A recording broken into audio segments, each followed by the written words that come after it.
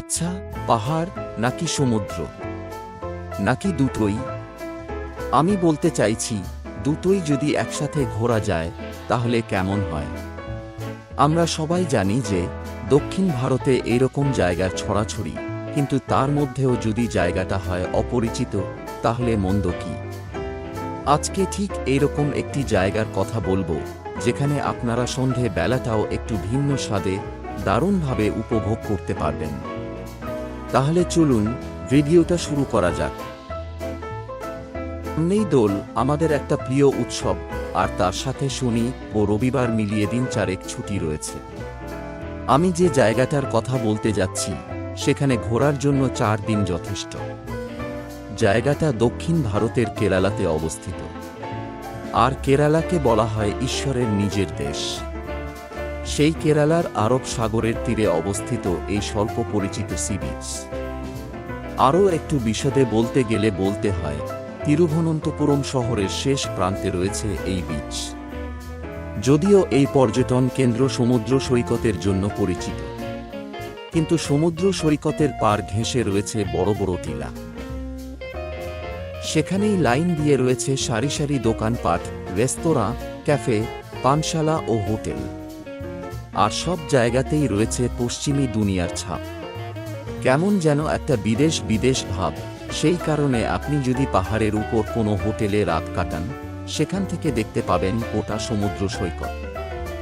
তিরুভনন্তপুরম শহর থেকে প্রায় ৪৫ কিলোমিটার দূরে এই বিচ। নাম ভারকালা। সমুদ্র সৈকত ছাড়াও এই শহরে আরও এমন জায়গা রয়েছে যা সহজেই ঘুরে দেখা যায়। সংস্কৃতি ও শিল্পে সমৃদ্ধ এই শহর। এই শহরে রয়েছে বহু বছরের পুরনো জনার্দন স্বামী মন্দির। এই মন্দিরের স্থাপত্য দেখার মতো। এই মন্দির ভারকালা সমুদ্র সৈকতের খুব কাছেই। এখানে দেখা পাবেন প্রচুর ইউরোপীয় পর্যটকের গাঢ় নীল সমুদ্র, সোনালী বালুচর আর সবুজের ছোঁয়া। তার সঙ্গে লালচে পাহাড়। সমুদ্র সৈকতের একদম গা ঘেঁষে দাঁড়িয়ে আছে এই পাহাড়। খুব সকালে একদম ভিড় পাবেন না। বেলা বাড়লে রোদ পোহাতে আসেন পর্যটকেরা। বিশেষত বিদেশি পর্যটকেরাই রোদ পোহান। ভিড় জমে সমুদ্রতটে থাকা স্যাকগুলোতেও। ভারকালার সমুদ্র সৈকত সেজে ওঠে সূর্য ডুব দেওয়ার পর। পাহাড়ের উপর থাকা রেস্তোরাঁ, ক্যাফে, দোকানগুলোতে আলো জ্বলে ওঠে। তার সঙ্গে চলতে থাকে গান বাজনা। সব ধরনের সিফুড পাওয়া যায় এখানকার রেস্তোরাঁতে।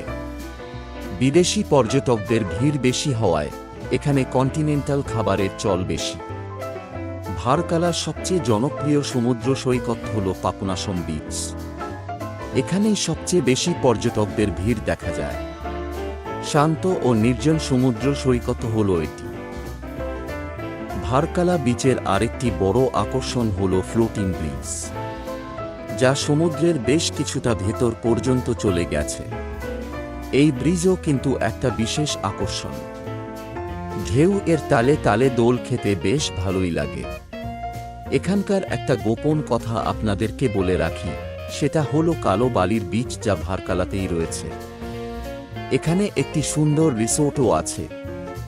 এই কালো বালির বিচ হচ্ছে এখানকার হিডেন জেম। ভারকালা গেলে আপনাকে একবার এখানে আসতেই হবে। পাপনাশম বিচ থেকে প্রায় 10 কিলোমিটার দূরে রয়েছে একটি ঝর্ণা। বলা হয় এই ঝর্ণার জলে রয়েছে ঔষধি গুণ। তাই পাপনাশম বেলাভূমির জলে স্নান করলে সমস্ত পাপ, শারীরিক ক্লান্তি ধুয়ে চলে যায়। এছাড়া ভারকালা থেকে 5 কিলোমিটার দূরে রয়েছে কাপ্পিল সমুদ্র সৈকত।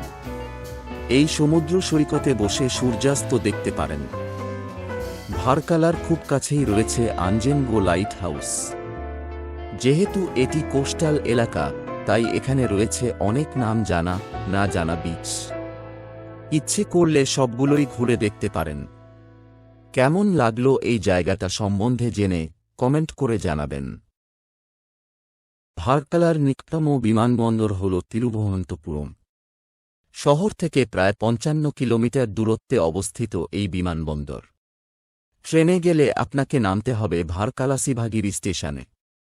ত্রিবান্দ্রমের মতো শহরে যেতে গেলেও ভার্কালা স্টেশনে নামতে হয়। এছাড়া কোচিন, তিরুভনন্তপুরম ইত্যাদি জায়গা থেকে গাড়ি পেয়ে যাবেন ভার্কালা যাওয়ার। যাতায়াত ছাড়া ভার্কালায় থাকা ও খাওয়া বাবদ 3 দিনের ট্যুরের খরচ 20 থেকে 25,000 টাকা।